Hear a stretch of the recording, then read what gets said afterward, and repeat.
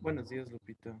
Vamos a esperar a que tus demás compañeras se conecten, que creo que tienen problemas con internet. Sí, profe, buenos días. Va que va. De hecho, no estuvieron muchas en la primera clase. Sí, es lo que estoy leyendo en el grupo, que tienen problemillas. Yo Sí, también tengo problemas y creo que también la licenciada, la psicóloga, tiene problemas. sí, también ella. Bueno, está bien, a ver, ahorita, a ver cómo iniciamos la clase. Vamos a esperar Sí, un minutito. sí.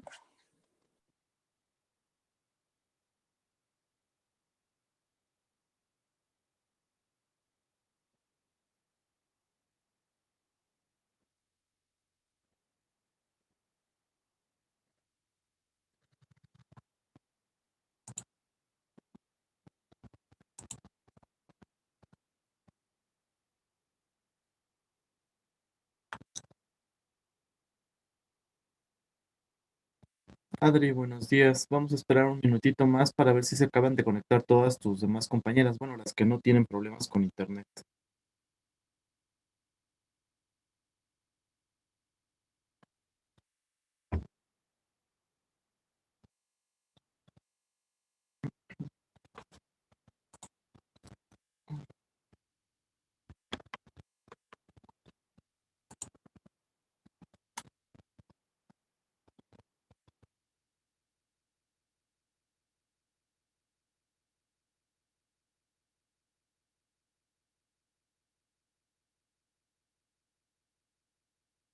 Buen día. Vamos a esperar a que se acaben de conectar tus compañeras unos segunditos más y ahorita iniciamos.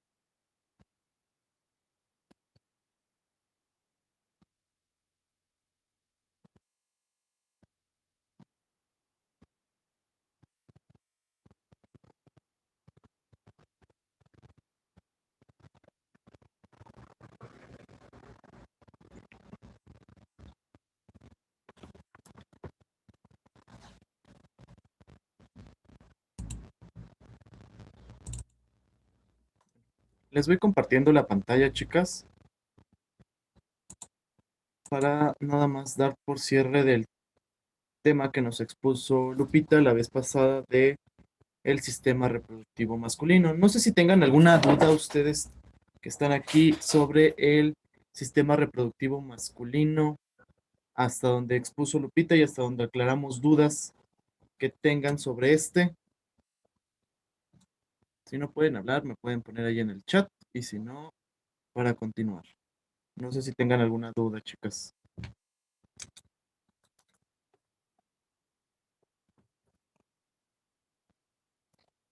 Muy bien. Si no tenemos dudas, pues ya se verá en el examencito. No, profe, muy bien, mire. Bueno, esperemos que no haya dudas porque ya el examen semestral ya está hecho y abarca desde su primera unidad que no vieron conmigo hasta el sistema reproductor femenino. Entonces, y todo es lo que vimos en las clases. Y hay algunas preguntas que tomé de las mismas preguntas que ustedes hicieron en su momento. Entonces, esperemos que en serio no haya dudas. Muy bien, entonces ya para terminar este tema, vamos a ver lo que es el esperma o el semen, que era lo que nos faltaba. Entonces, ya nos había comentado aquí precisamente Lupita la vez pasada que era una mezcla precisamente de las células espermatozoides, que son las células gaméticas o los gametos masculinos, que se van a producir, déjenme dar paso a su compañera, que se van a producir precisamente dentro del testículo. En el testículo, pues nada más se reproducen estas células gaméticas y van a ir a continuar su recorrido hacia, hacia todos los conductos, hasta el epidídimo, el conducto deferente y hasta llegar a los conductos donde se encuentra la próstata para poder salir por la uretra. Y más aparte de eso, pues va a tener secreciones de las glándulas seminales, como habíamos visto, y la próstata, más abundante que le da el color y el aspecto de este semen, que es viscoso y que es blanco. Habíamos dicho que este líquido que va a recubrir a los espermatozoides, pues está lleno de glicoproteínas importantes con un pH pues un poquito más alcalino para que en el paso de la uretra, pues lo ácido que está en la uretra y lo ácido que tiene la vagina, pues no mate por completo a los espermatozoides. Obviamente a los espermatozoides que va a matar, pues van a ser a los que están en la periferia, mientras con los que están en el centro, pues van a estar en adecuadas condiciones para continuar su camino hasta la fertilización del óvulo. Y bueno, otra de las glándulas, que son las glándulas de Cooper, que van a dar también el aspecto lechoso, blanco amarillento o blanco azulado de lo que es el semen. Entonces, pH dijimos que va a ser alcalino y debe servir como el medio de transporte, que es lo que les estaba explicando y lo que ya nos había comentado Lupita, para que los espermatozoides neutralicen el pH ácido de la vagina y de la uretra, de la misma uretra del hombre. Y bueno, en cada eyaculación se van a expulsar entre 3 a 5 mililitros de semen que van a contener aproximadamente entre 250 hasta 500 millones de espermatozoides.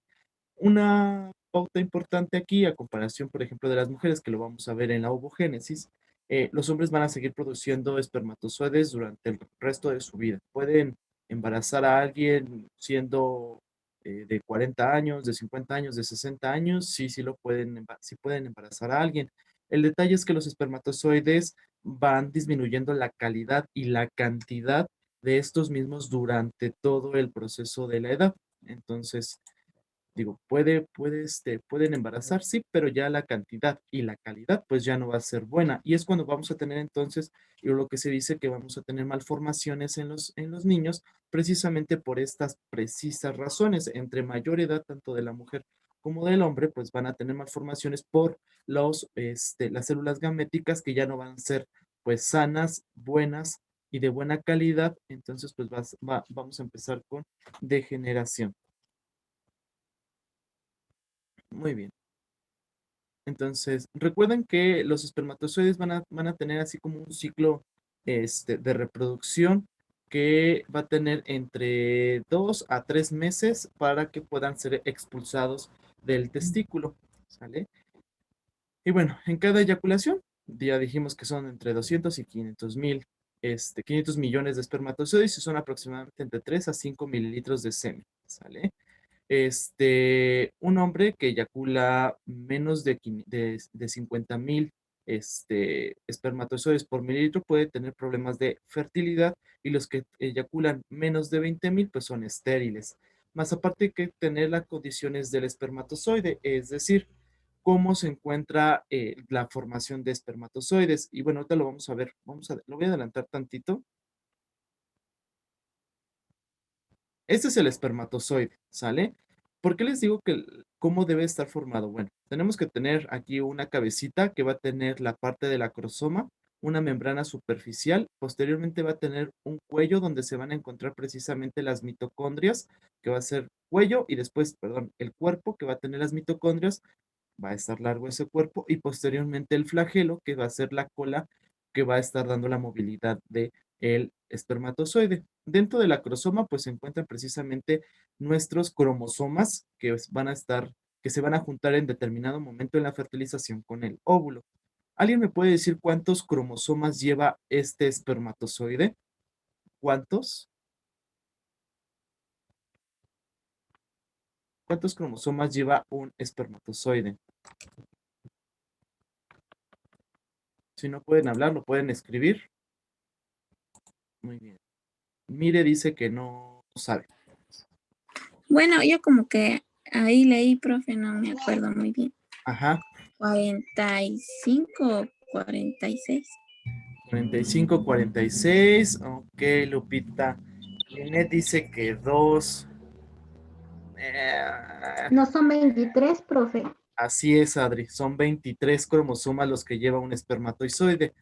Recuerden que una célula normal que todos tenemos, vamos a tener 46 cromosomas, de los cuales 2 van a ser sexuales, es decir, la XX o XY, dependiendo el sexo que se tenga, ¿sale? Entonces, me faltó 3. Sí, le faltó el 3, yo creo, Linet. Ok, son 23 cromosomas. Recuerden que un óvulo tiene 23 cromosomas y un espermatozoide 23 cromosomas. Al momento de que hacen la fertilización y que se unen, vamos a tener entonces los 46 cromosomas o los 23 pares, como gusten decirle, completos para hacer una célula hija. ¿Sale? Este espermatozoide que vemos aquí trae solamente un cromosoma sexual, mientras que el óvulo con el que se va a juntar va a tener otro óvulo, otro cromosoma sexual. Es decir, este espermatozoide puede tener una X y se junta con un óvulo que trae X, entonces vamos a tener XY, ¿sale? Si este espermatozoide trajera X y se junta con un óvulo que trae X, pues vamos a dar XX, es decir, el aspecto de una mujer, ¿sale? Entonces, por eso es importante nosotros saber que este espermatozoide trae 23, se junta con el óvulo, forman los 46 cromosomas o los 23 pares de cromosomas. Ok, entonces, la membrana superficial nos sirve porque nos va a ayudar para la fertilización del óvulo, para poder penetrar precisamente hacia el óvulo. Eso, pues, no sé si ya llevan ginecología y obstetricia, eso lo van a ver cuando vean todo ese tipo de fertilización. Aquí no nos vamos a meter en esa parte, ¿sale? Pero esta membrana nos va a ayudar precisamente a que este espermatozoide se meta por completo al óvulo y fecunde precisamente a ese óvulo y se junten sus cromosomas. Posteriormente, pues el cuello que va a estar agarrado de la cabeza del espermatozoide hacia lo que es el cuerpo, y el cuerpo contiene muchas mitocondrias. Aquí la importancia de las mitocondrias de este espermatozoide es para que cree energía. Como tiene que nadar muchísimo, imagínense, desde los testículos hasta la uretra y después de la uretra, de la vagina hasta las trompas de falopio, tiene que nadar demasiado y tiene que tener energía. Entonces las mitocondrias lo que hacen es darle energía suficiente para que entonces mueva la colita, es decir, mueva su flagelo y llegue hasta el óvulo para poderlo fertilizar. ¿Por qué el líquido que contiene las glándulas de Cooper, las glándulas, la prostática, las vesicales, por qué nos van a servir que tenga ese contenido glicoproteínico? Porque de ahí va a estar comiendo precisamente el espermatozoide, la energía, los carbohidratos, las proteínas, los lípidos importantes para que los introduzca en las mitocondrias, donde va a llevar la función de energía, que va a convertir todos esos nutrientes en energía para la movilización del espermatozoide hasta fecundar el óvulo. Ese sería su término, obviamente, ¿verdad? Entonces, para eso nos sirven estas mitocondrias. Y el flagelo que contiene, que es la colita, pues solamente la única función es mover, la movilización.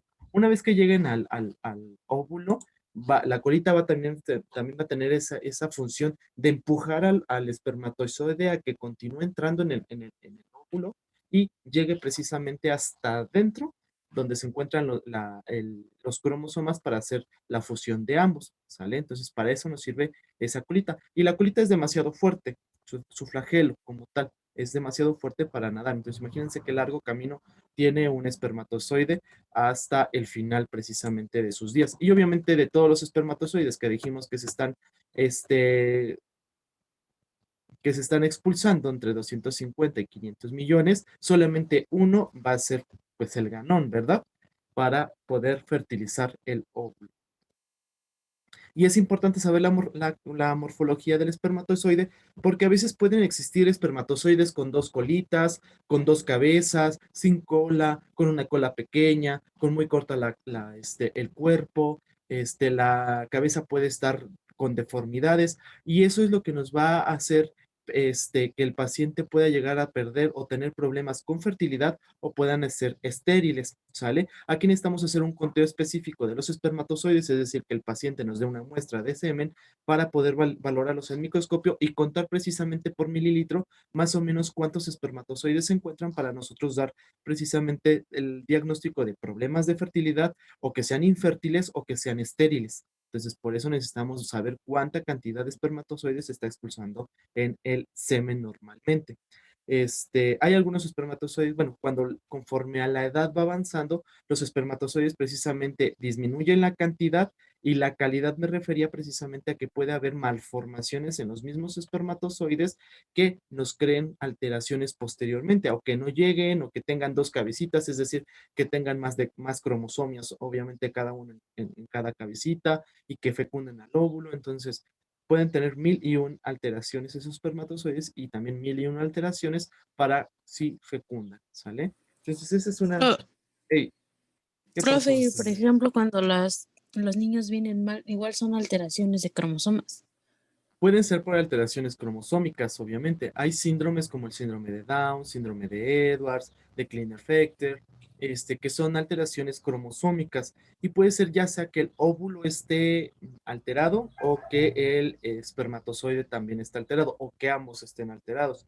Comúnmente esto lo vamos a observar en menores de edad y en adultos mayores, ¿vale? Entonces, entre mayor edad tengamos o menor edad tengamos, mayor probabilidad de que tengamos alteraciones con bebé va a ser pues, más. ¿Vale? Sí, ¿Alguna profe. otra duda? ¿Alguna chicas que están por allá en los otros lados dudas? Muy bien, si surge alguna la pueden escribir.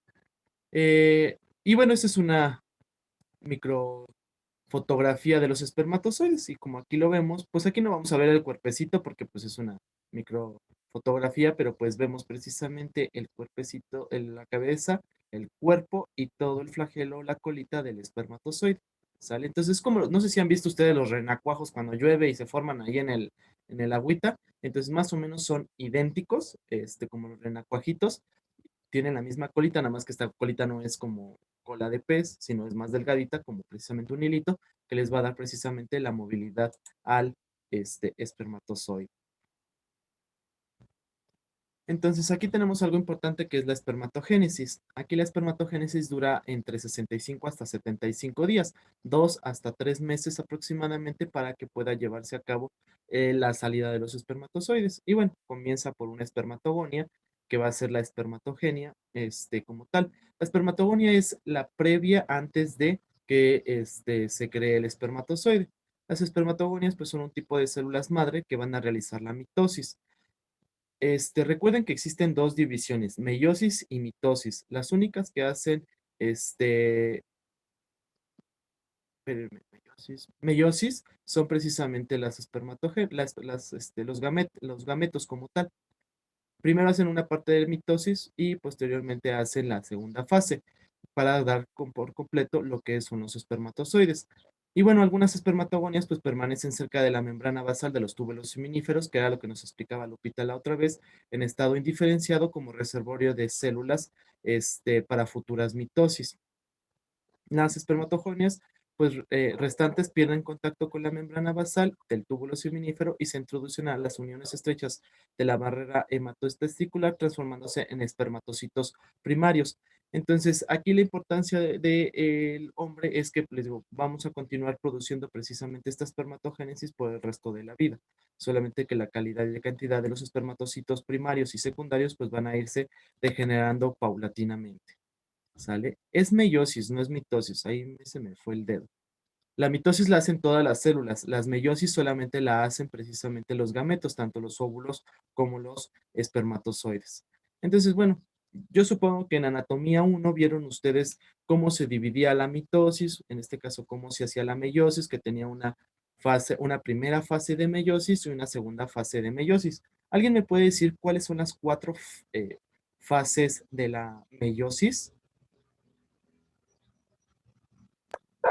Es cuando primeramente se divide, se hace la penetración, Ajá. después se divide no recuerdo si en dos, no, en uno, luego en dos, después en cuatro y después se hacen varios o hasta que llegue al feto, si no me equivoco. Ok, Lina. Muchas gracias.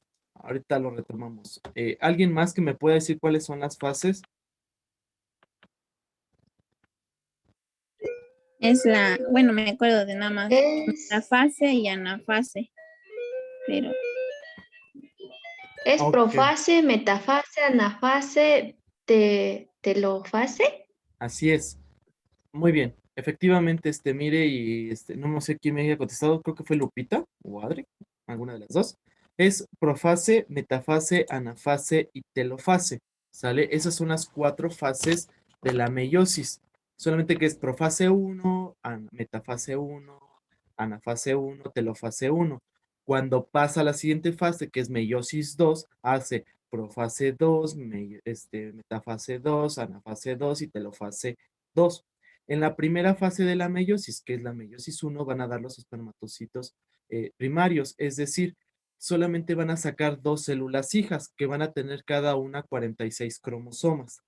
Posteriormente, cuando hacen la meiosis 2, se divide en 4 células hijas y cada célula hija va a tener 23 cromosomas nada más, ¿sale? Y cada una va a tener solamente un cromosoma sexual. Entonces salen 4 hijas. Entonces, de una espermatogonia, al final de la meiosis 2, van a dar precisamente 4 espermatozoides que van a tener cada uno 23 cromosomas y de los cuales 22 van a ser cromosomas normales que van a dar toda la genética y un cromosoma sexual. X, bueno, va a salir X, X, Y, Y. ¿Sale? En el caso de los espermatozoides, porque los espermatozoides solamente son XY. Recuerden que el nombre es XY, mientras que los óvulos, cuando hacen la ovogénesis, dan igual 4 óvulos por resultado de las ovogonias, pero cada uno de los ovocitos trae precisamente XXXX, ¿sale? Aquí es la ventaja precisamente de las mujeres que todas son X, mientras que los hombres sacan 2 con X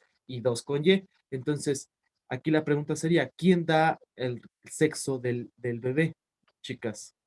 ¿Quién nos da el sexo del bebé, mamá o papá? El hombre. Así es, Adri.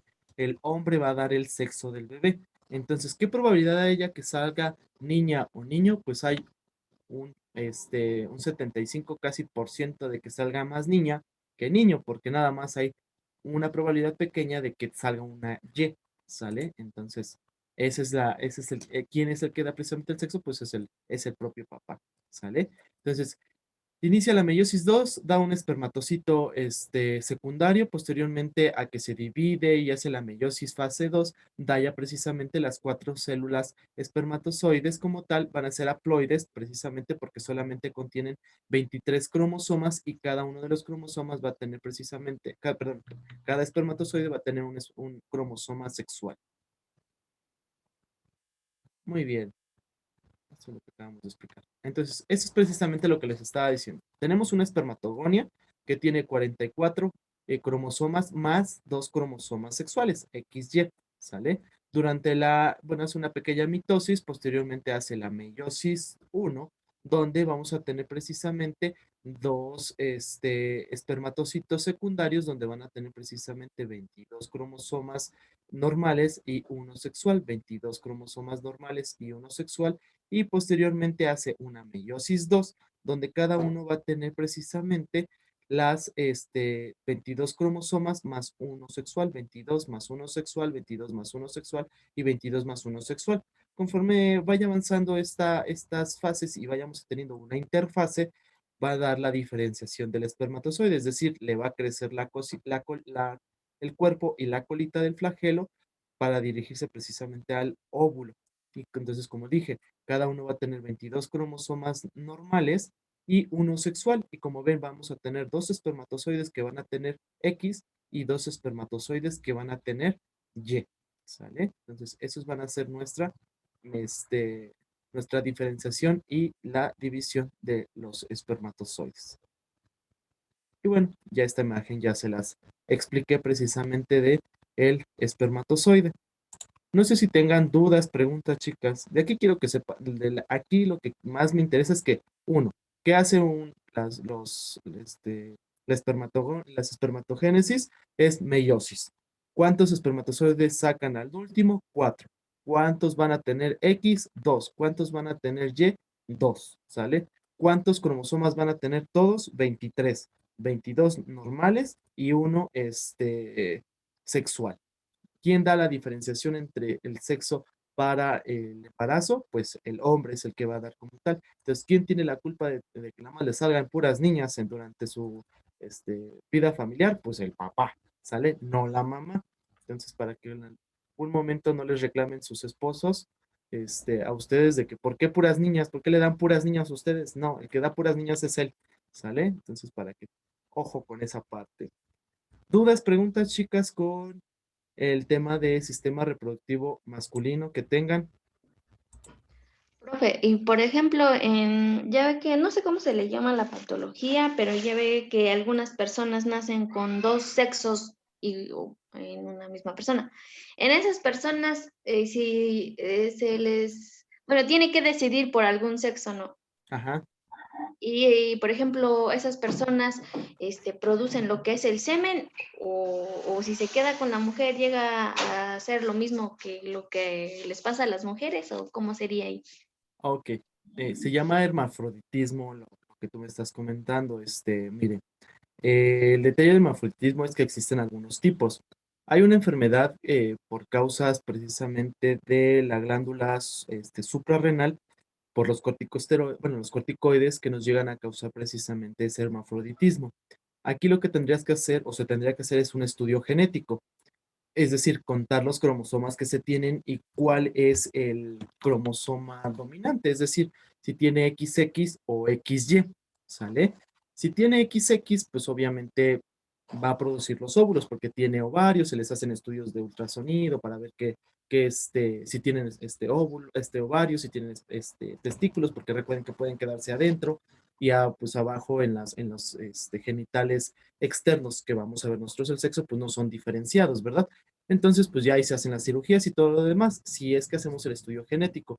Hay otras enfermedades como por ejemplo el síndrome de Klinefelter, que sale XXY, es decir, tiene tres pares de cromosomas sexuales.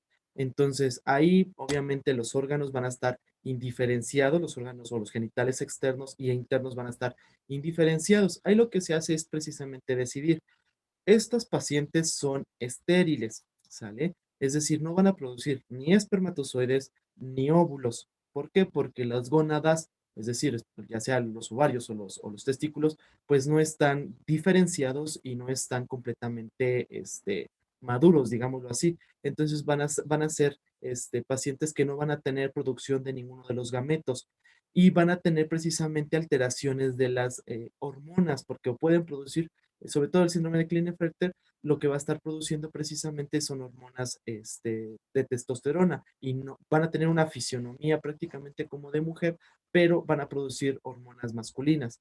Entonces, por eso son infértiles, porque prácticamente las pacientes pues no van a crear ni uno y otro. Aquí pues sí necesitan los papás decidir qué sexo, no qué sexo les gustaría, ¿verdad?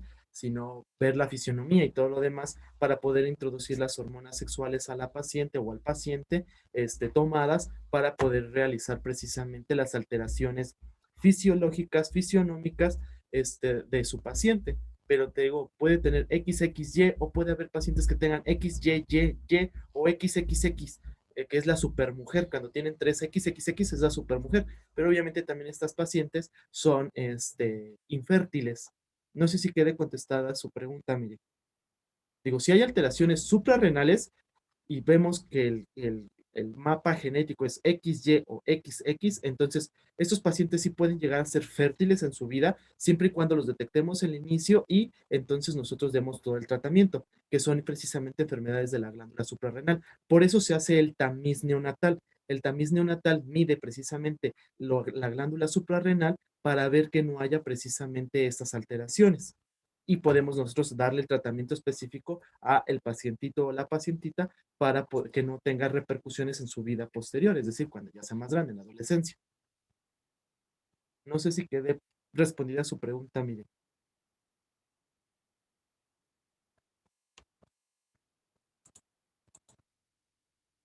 Sí, profe. Ok. ¿Alguna otra duda, alguna otra pregunta, chicas, sobre el sistema reproductor masculino? Profe, ¿y cómo, a través de qué estudio se puede saber si el hombre es fértil o no? Ah, ok. ahí hacemos una cuantificación de espermatozoides. Se me acaba de olvidar el estudio, pero es cuantificación de los espermatozoides. Lo que hacemos es pedirle precisamente, como si fuera un examen general de orina, pero le pedimos pues que nos dé una muestra precisamente de semen, es decir, toda la cantidad de semen que salga, hay que traerla en un frasquito y mandarla al laboratorio para hacer una cuantificación de los espermatozoides y una valoración de estos. ¿Qué se hace? Se pone el semen, precisamente 1 mililitro de semen en una región, bueno, en un porta, se pone al microscopio y se ve la calidad de los espermatozoides, es decir, se ve precisamente la fisionomía, la anatomía de ese espermatozoide, como se los mostré en la última imagen, y se empiezan a contar por mililitro, es decir, vamos a contar que haya más de 50,000 espermatozoides en 1 mililitro para poder decir que sí es fértil el paciente. Si tiene menos de 50 o menos de 20, pues vamos a estar dando nosotros el diagnóstico de esterilidad precisamente del paciente. Además de que se ven varios espermatozoides, es decir, se hace un poquito más grande la imagen para ver la calidad del espermatozoide, es decir, que tenga una cabeza, un cuerpo, perdón, un cuello, un cuerpo y el flagelo, que no tenga alteraciones en los flagelos, en la cabeza ni en el cuerpo. ¿Por qué? Porque como les explicaba, si hay alteraciones como si tuviera dos cabecitas, es decir, si estuviera bífida la cabeza, si el cuello con las mitocondrias estuviera muy pequeño, tuviera dos colas, no tuviera cola, la cola estuviera muy pequeña, la cabeza muy pequeña, entonces vamos a tener alteraciones posteriores para poderse embarazar una paciente. En este caso, hablando del hombre, con la mujer es completamente diferente y eso lo hablaremos en sistema reproductivo femenino, pero en el hombre es lo que se hace, se pide la muestra de espermatozoides con cuantificación y valoración de cada espermatozoide, bueno, no de todos, pero sí de la mayor parte de los espermatozoides para dar un diagnóstico.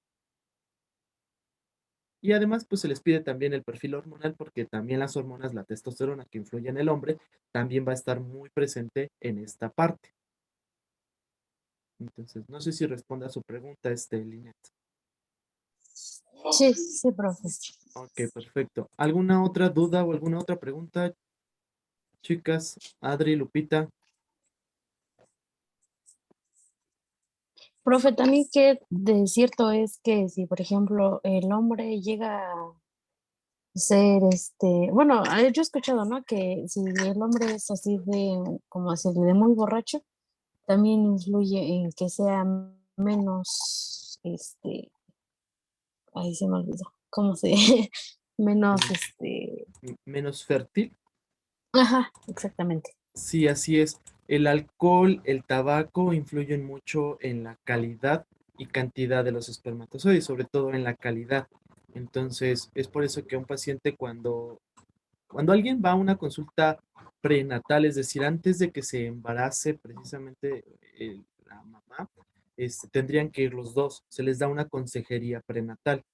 Se les dice que pues no deben de fumar, no deben de tomar, deben de tener una dieta adecuada, que no esté llena de carbohidratos, que no esté llena de lípidos, que tenga un poquito más de proteínas, un ejercicio saludable, una vida precisamente lo más estable, saludable posible para que pueda embarazarse. Además, pues la ingesta del ácido fólico, que no solamente es para la mamá, sino también para el papá, para que antes de precisamente unos 3 meses previos, unos 6 meses previos, se esté consumiendo este ácido fólico antes de poderse embarazar, ¿sale? Entonces, sí, entre la vida más saludable, tanto de mamá como de papá, el espermatozoide y el óvulo, pues van a ser muchísimo mejor y va a tener muchísimo menos alteraciones o frecuencia de alteraciones en determinado momento para el embarazo, ya sea para poderse embarazar o cuando ya se logró el embarazo para que ese óvulo fecundado pues sea lo mejor posible, porque puede haber muchas alteraciones también por tabaco y por el alcoholismo.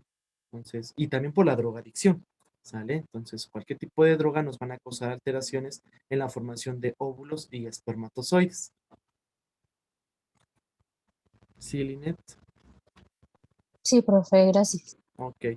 ¿Alguna otra duda, chicas, que tengan sobre este tema? Porque ya es el último día de aparato reproductor masculino. Buenas, chicas. Muy bien, entonces la siguiente semana vamos a empezar con aparato reproductor femenino. No recuerdo si alguien lo iba a exponer. Sinceramente no lo tengo apuntado en mi libreta y la verdad no sé si alguien lo iba a exponer. No sé si se acuerden que alguien se lo haya dado. Porque el linfático lo expuso Linet y Diana. El digestivo fue Mireya y Adriana. El aparato urinario Vale y Yesenia. Y el aparato masculino Guadalupe. No creo que ese ya nadie lo iba a exponer. Ok, entonces la siguiente semana vamos a empezar con ese aparato. Ya les dejé pues la tarea, como tal de este sistema, la primera parte del sistema, que fueron órganos reproductores internos, femeninos. Entonces lo vamos a tocar la siguiente clase, chicas. Entonces, si no hay dudas, no hay preguntas, pues las dejo partir a su siguiente clase. Nosotros pues nos vemos hasta la hora de epidemiología, creo que es a la 1. ¿Sale, chicas? Entonces nos estamos viendo. Cualquier cosa me avisan sobre su internet para las que tengan problemas. ¿Sale? Sí, profe, lo que le iba a avisar porque Mm. me conecté por medio de mi Sí, celular, profe. pero en rato no quiere jalar. Ok.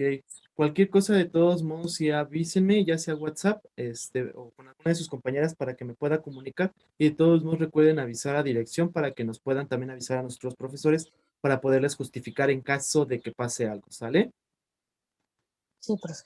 Muy bien. Entonces nos estamos viendo, chicas. Cuídense mucho por el momento y ahorita nos vemos más al rato. Bye bye. Gracias.